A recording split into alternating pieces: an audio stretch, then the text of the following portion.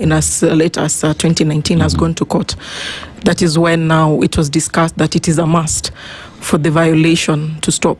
And that is when now in 2020, CJ Emeritus did advise the then president on the dissolution of parliament. So where are we right now? We've had several bills, from the Duale bill, from initially the Chepkonga bill, actually.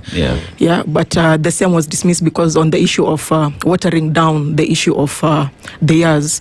You know, if you look at the 5th schedule, it talks about 5 years. So 2010, by 2015, we ought to have already had the constitution legislated. The CIC was there. It was dissolved. This has not been achieved. It's now more than a decade and a half. The children who were born in 2010, the next election, you know, they'll be voting. Wakokadi. You know, like we need to be, as a realistic country, we need to be a democratic country and ensure that we now move to pass.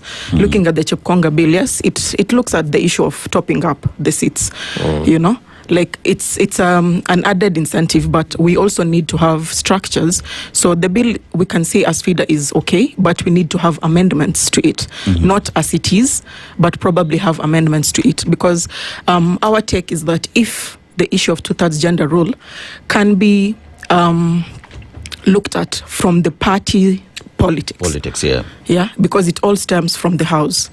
Hospitality begins at home. If we really want to look into the 2/3 gender rule, can we be able to have the parties ensuring that candidates are of at least one gender? Can we have women candidates, not just nominated women candidates?